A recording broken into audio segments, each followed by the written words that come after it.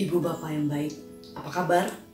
Semoga semuanya dalam keadaan baik dan dalam keadaan sehat. Jika ada yang kurang sehat, kiranya tetap dapat merasakan kekuatan doa dari teman-teman persekutuan, dari teman-teman segereja, dan kiranya tetap dapat merasakan kehadiran Tuhan. Walaupun mungkin terasa ada bagian-bagian di badan yang tidak enak, tapi tetap bisa merasakan pengharapan yang Tuhan Yesus selalu tunjukkan kepada kita dan pengharapan kepada yang baik. Ini merupakan tahun kedua kita menjalani doa malam menjelang Pentakosta secara online. Tapi kiranya hal tersebut tidak mengurangi kerinduan kita untuk merenungkan kembali masa-masa itu. Pesan apa, sapaan apa, dan karya Allah yang terjadi di masa-masa itu. Kiranya itu semua kembali menguatkan kita dan mengajak kita untuk dapat menemukan makna yang baru ketika merenungkannya di dalam momen sekarang ini.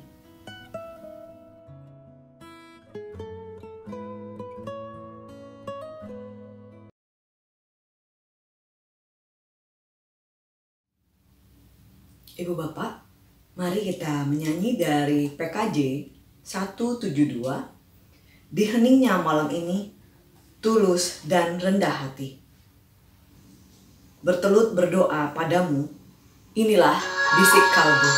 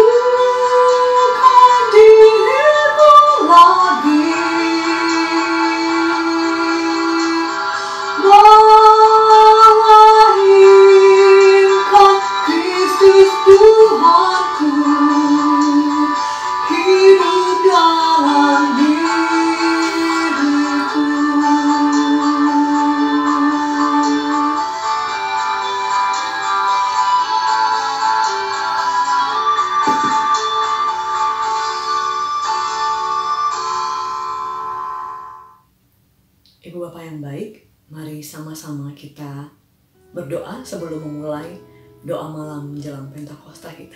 Kita berdoa. Allah Bapa yang baik, Tuhan kami Yesus Kristus, Kami bersyukur Tuhan, malam ini kami boleh memperingati atau menjalankan lagi doa malam menjelang Pentakosta. Hari ini, momen ini merupakan tahun kedua bagi kami untuk menjalani doa malam menjelang Pentakosta secara online Tuhan. Dan terkadang kami di dalam ibadah-ibadah online merasa ada sesuatu yang kurang Tuhan di dalam menjalankan ibadah secara masing-masing Tuhan. Tapi kiranya Engkau menolong kami untuk tetap dapat melihat bahwa firman-Mu, bahwa pesan-Mu, bahwa sapaan-Mu terhadap kami tidak berkurang ya Tuhan. Dan justru di dalam momen seperti ini, kami dapat menemukan makna baru dari firman yang kami baca, dari sapaan yang disampaikan. Tuhan tolonglah kami sebab kami manusia yang terbatas, yang hanya mampu melihat dalam pandangan mata kami.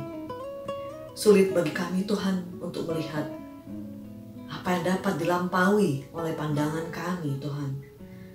Tapi kiranya Tuhan, biarlah Engkau menaruh kerinduan terus di dalam hati kami untuk mencari makna yang baru itu di dalam momen-momen seperti ini di mana kami tidak bisa bersekutu. Dan dengan demikian kami menemukan pengharapan yang daripada-Mu itu Tuhan, yang tidak pernah hilang itu. Kami mau memperbarui pengharapan kami, memperbaharui komitmen kami, memperbaharui pengertian kami Tuhan.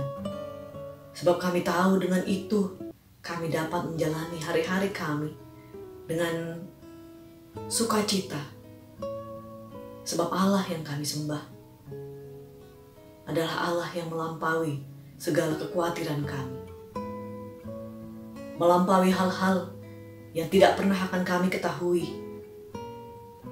apa yang akan terjadi esok hari. Tetapi dengan kami melangkah bersama-sama dengan Engkau dan pengharapan yang Kau janjikan kepada kami dapat melangkahkan kaki kami walaupun goyah, tapi kami tahu Tuhan kami memegang tangan kami. Pimpin kami Tuhan dalam menjalani, dalam memperingati doa malam menjelang Pentakosta ini. Kiranya kami boleh fokus terhadap apa yang mau Tuhan sampaikan kepada kami, sehingga hal itu menjadi kekuatan kepada kami. Terima kasih ya Bapa yang baik. Amin. Ibu Bapak yang terkasih, mari bersama-sama kita mendengarkan firman Tuhan, tapi sebelumnya kita mau menyanyikan lagu Di Saat Engkau Susah, Yesus Hibur Selalu.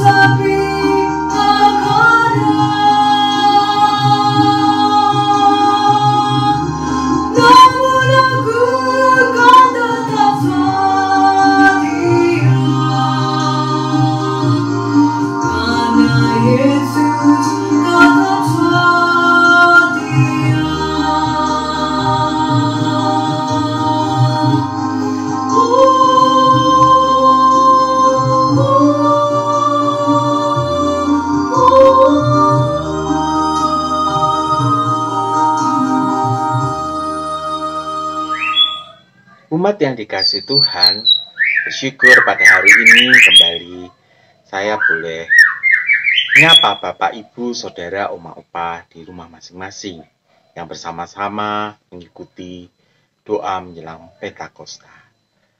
Sebelum kita boleh mendengarkan firman Tuhan hari ini, mari bersama kita berdoa.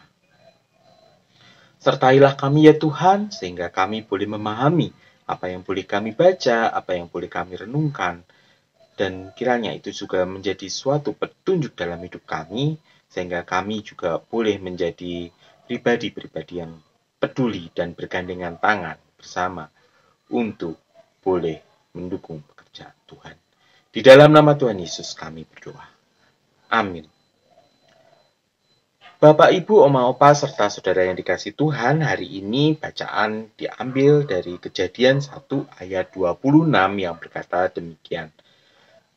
Berfirmanlah Allah, baiklah kita menjadikan manusia menurut gambar dan rupa kita, supaya mereka berkuasa atas ikan-ikan di laut, dan burung-burung di udara, dan atas ternak, dan atas seluruh bumi, dan atas segala binatang melata yang merayap di bumi. Demikianlah firman Tuhan yang boleh kita baca dan kita renungkan pada saat ini. Bapak, Ibu yang dikasihi Tuhan serta saudara sekalian, tema kita hari ini adalah pemulihan relasi dengan lingkungan. Di malam menjelang Pentakosta ini kita diajak untuk menjadi gereja yang memulihkan. Ketika kemarin kita sudah diajak untuk bersama-sama memulihkan relasi kita, baik itu secara pribadi maupun secara gereja, baik itu dengan keluarga, dengan sesama maupun dengan diri kita sendiri.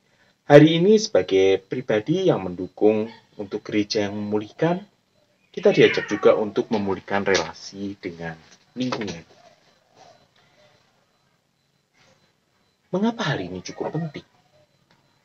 Apakah manusia atau kita sudah tidak mempunyai relasi yang baik sehingga harus dipulihkan dengan lingkungan kita? Kita bisa melihat faktanya.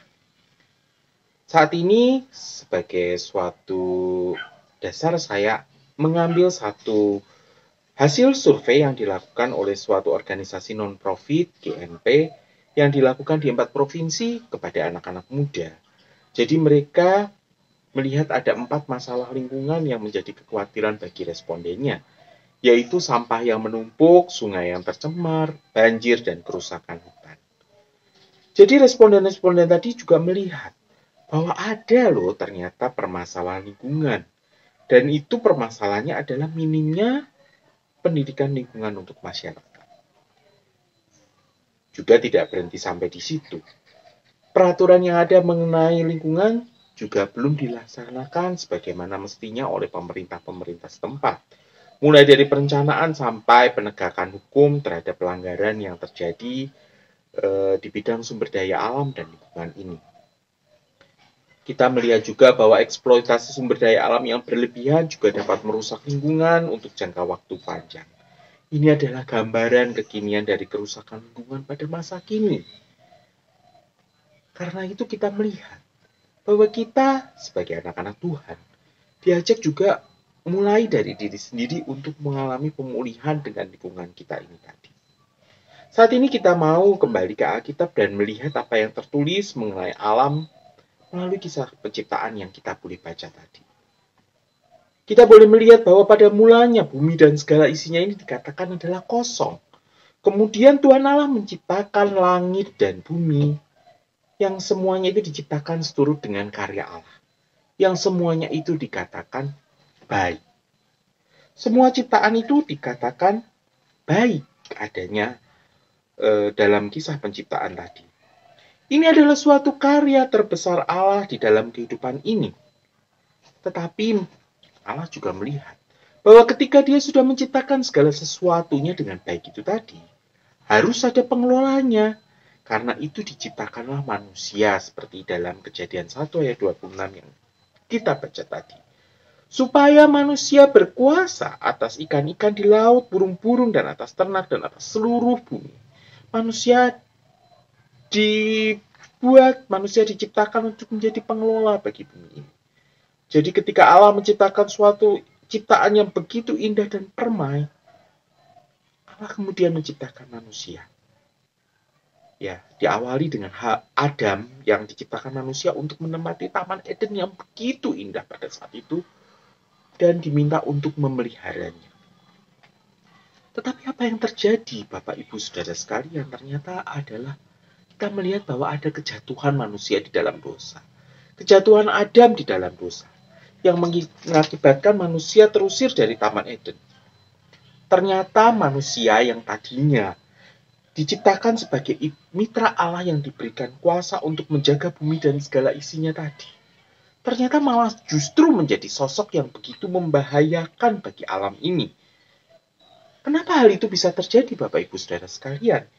Itu terjadi karena keserakahan manusia yang ingin berkuasa atas bumi ini seperti Allah.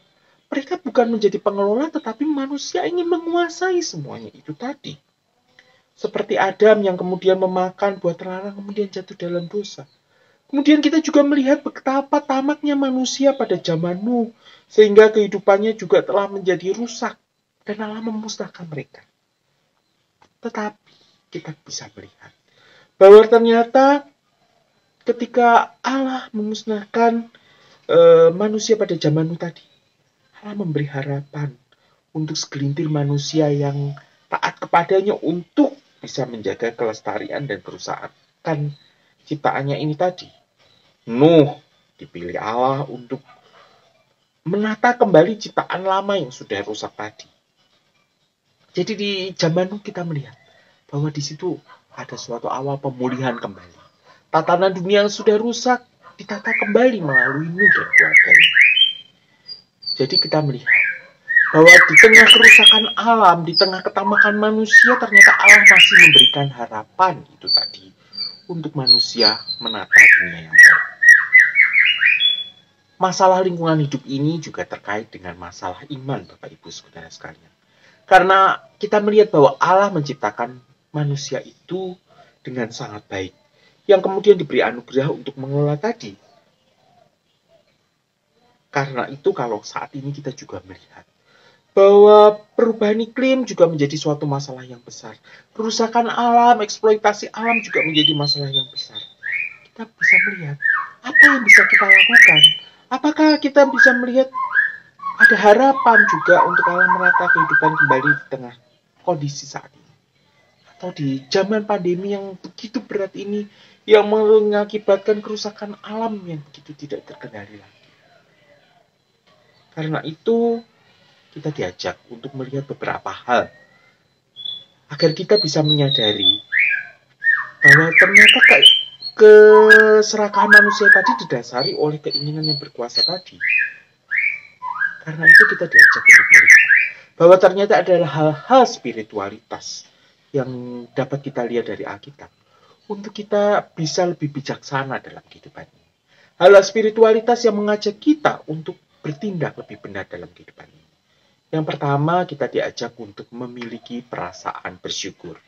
Dengan dilandasi dari 1 Tesalonika 5 ayat 16-18 dikatakan, bersukacitalah senantiasa, tetaplah berdoa dan mengucap syukurlah dalam segala hal, sebab itulah yang dikehendaki Allah di dalam Kristus Yesus bagi kamu.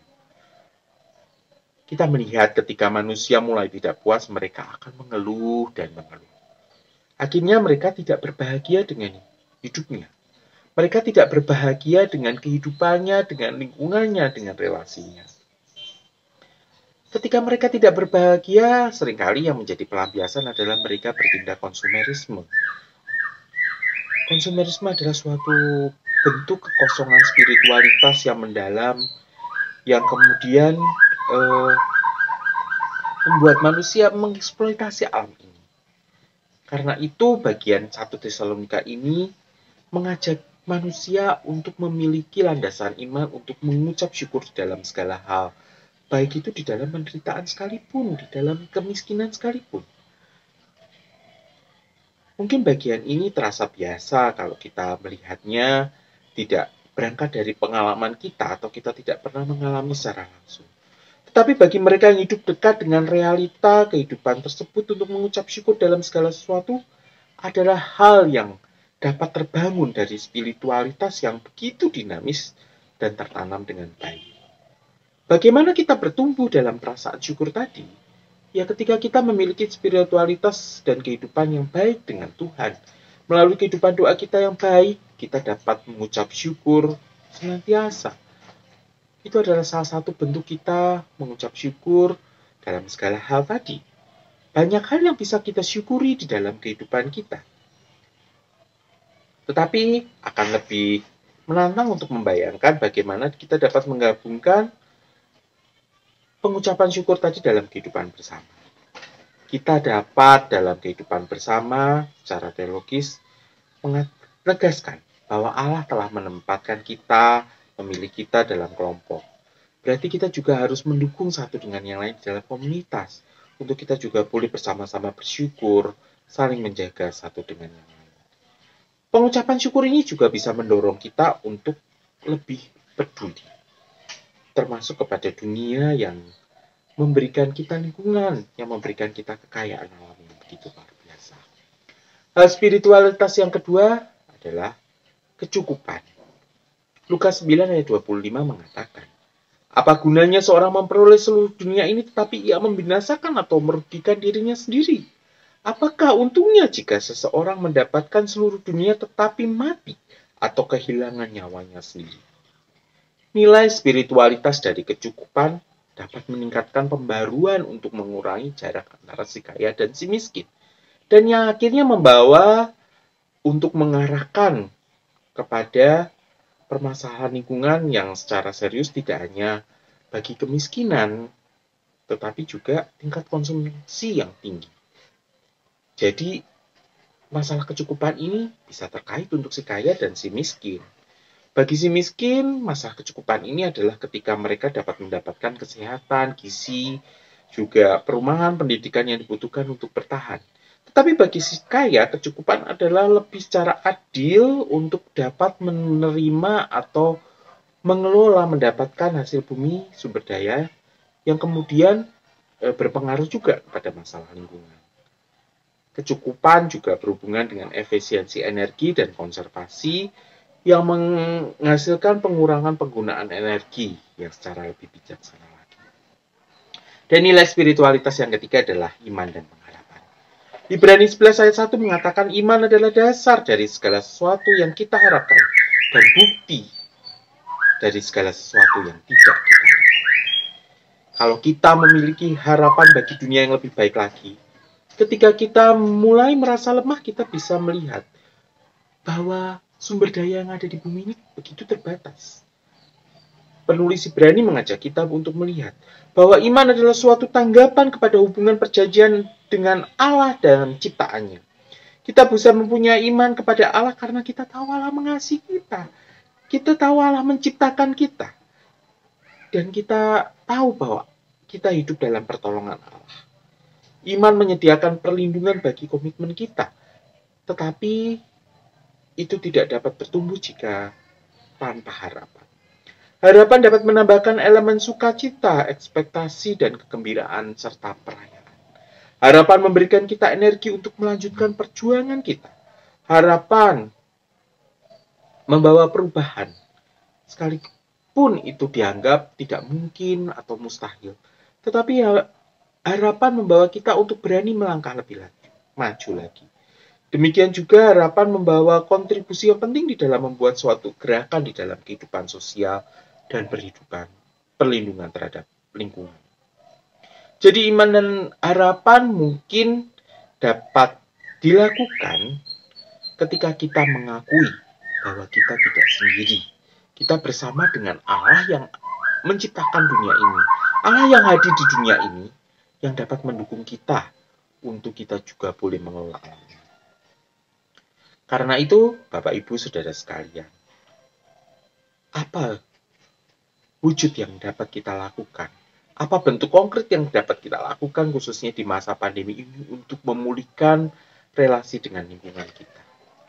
Kalau kita melihat banyak sampah yang menumpuk tadi, sungai yang tercemar, banjir dan kerusakan hutan, kita juga diajak untuk melihat, ini loh kenyataannya di masa pandemi ini sampah itu malah makin banyak. Ada masker, ada pembungkus makanan, pembungkus belanjaan online, dan lain-lain. Bukan kita tidak boleh belanja loh, karena itu keperluan. Tetapi kita diajak untuk lebih bijaksana lagi, bagaimana kita bisa mengelola sampah itu tadi. Dan kita selalu juga diajak untuk bisa beriman bahwa Tuhan itu sudah mencukupkan kita, menyediakan kita. Apakah kita pantas untuk juga merusaknya? Dan kita juga diajak untuk mempunyai harapan yang kecil untuk membawa perubahan yang besar. Karena itu Bapak, Ibu, Saudara sekalian, sebuah lagu yang juga nanti akan dibawakan oleh grup Campur Sari Rayon Kesetiaan mengatakan, betapa kita tidak bersyukur memiliki tanah yang kaya dan subur. Kita diajak untuk memiliki nilai spiritualitas, bersyukur. Dan kita diajak untuk melihat bahwa Allah sudah mencukupi kita, memberikan limpah ruah rahmat-Nya, memberikan negeri yang begitu indah ini. Kita diajak untuk merasa cukup atas apa yang Tuhan sudah berikan. Dan kita diajak untuk mempunyai iman bahwa Tuhan sudah menciptakan itu semua dan menyediakan itu semua. Dan kita diajak untuk mempunyai suatu harapan. Seperti di lagu tadi dikatakan bahwa harapannya adalah persada kita jaya dan teguh. Persada adalah suatu gambaran bahwa Indonesia ini akan dipulihkan kalau lingkungan itu juga bisa dikelola dengan baik. Karena itu, Bapak, Ibu, Saudara sekalian, mari kita mulai dari diri sendiri. Kita boleh terus mengingat bahwa kita ini loh bukan monster yang merusak lingkungan, tetapi kita adalah anak-anak Tuhan yang diciptakan untuk boleh mengelola alam ini dengan bijaksana. Amin.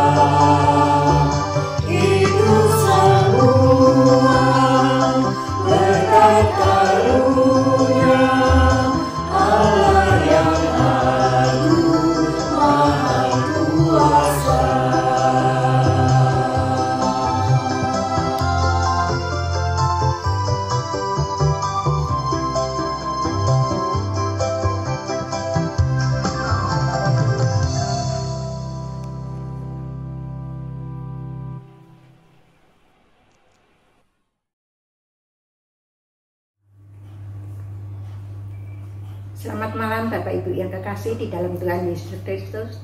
Marilah kita bersatu hati menaikkan doa-doa syafaat kita. Mari kita berdoa. Bapa di dalam surga, kami berdoa untuk upaya pemerintah menyediakan vaksin ya Bapa, agar seluruh lapisan masyarakat dapat menerimanya. Juga berbagai upaya yang dilakukan, termasuk menghasilkan vaksin dari dalam negeri, di antaranya vaksin merah putih dan vaksin Nusantara. Bapa yang Maha Kasih, juga upaya pemerintah untuk terus mengajak seluruh warga masyarakat menjaga protokol kesehatan supaya tidak lengah karena pandemi yang masih terus berlangsung. Bapa Surgawi, kami juga berdoa untuk upaya pemulihan akibat berbagai bencana yang telah terjadi di Indonesia.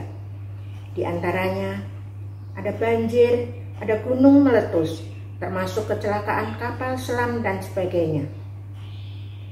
Dukungan dari para donatur dan masyarakat yang peduli, agar mereka yang terdampak bencana tetap semangat dan memiliki pengharapan. Terima kasih ya Bapa, inilah seru doa kami. Ya Tuhan Yesus, kami berdoa bagi persekutuan rayon kesetiaan, agar tetap terjadi hubungan dan komunikasi yang akrab dan kekeluargaan, meski dalam kondisi pandemi, di mana kami jarang mengadakan pertemuan. Tuhan, harapan kami, persekutuan doa dalam rangka DMMP ini akan menjadi sarana kami dapat tetap terhubung satu dengan yang lain, dan yang saling menguatkan dan saling meneguhkan iman kami. Tuhan, kami juga berdoa buat anak-anak sekolah yang kuliah dan yang sudah bekerja dan yang sedang memulai usahanya. Kiranya semuanya dibuat berhasil, semua diberikan kelancaran dan berjalan baik sesuai yang ingin mereka capai dan raih. Tuhan, kami juga berdoa bagi setiap pergumulan pribadi yang dihadapi setiap jemaat, baik dalam keluarga, pekerjaan, atau bermasyarakat. Kiranya Tuhan memberikan jalan keluar, sehingga ada sukacita dalam Tuhan. Doa syafaat akan kami akhiri dengan doa Bapa kami yang telah Tuhan ajarkan pada kami. Bapa kami yang ada di surga, dikuduskanlah nama-Mu, datanglah kerajaan-Mu, jadilah kehendak-Mu di bumi seperti di sorga. Beri kami hari ini makanan yang secukupnya. Ampuni salah kami seperti kami ampuni yang bersalah pada kami. Jangan bawa kami dalam pencobaan, tapi lepaskan kami dari yang jahat, sebab Engkau yang punya kerajaan dan kuasa dan kemuliaan sampai selama-lamanya. Amin. Amin.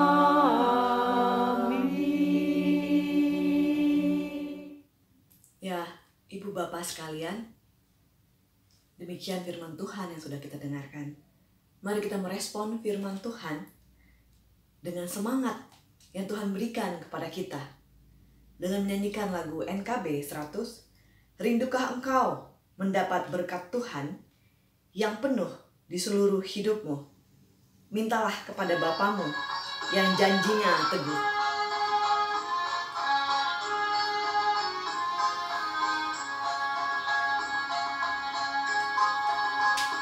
Rinduκah engkau mendapat berkat Tuhan yang penuh di seluruh hidupmu? Mintalah kepada Bapamu yang janjinya teguh, menyertai langkahmu. Roh Kudus terus meluruti hatimu, karena Tuhan berpesan, bawalah berjanamu. Roh Kudus terus meluruti hatimu, mendengar kuasa-Nya.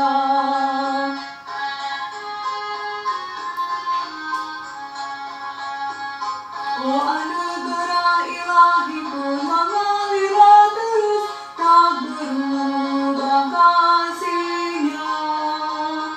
Bejanamu kan terisi oleh kuasa Roh Kudus, ya dalam janji-Nya.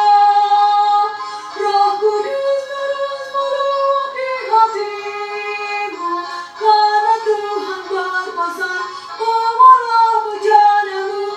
Roh Kudus terus meluruti hatimu, mendengar kuasa-Nya.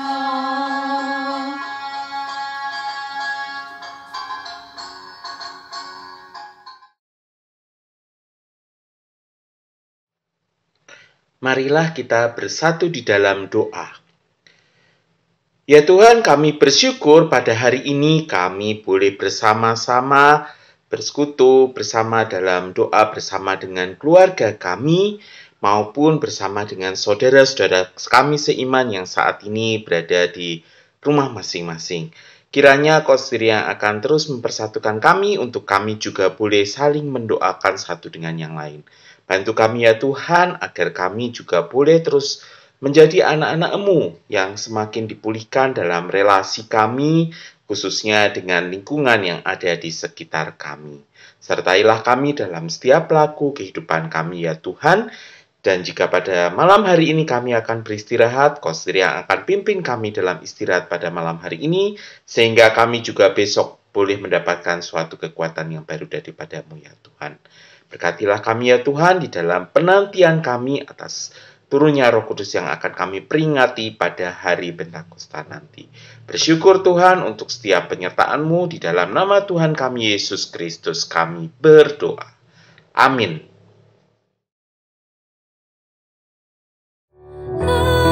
Adakah hatimu Sarah?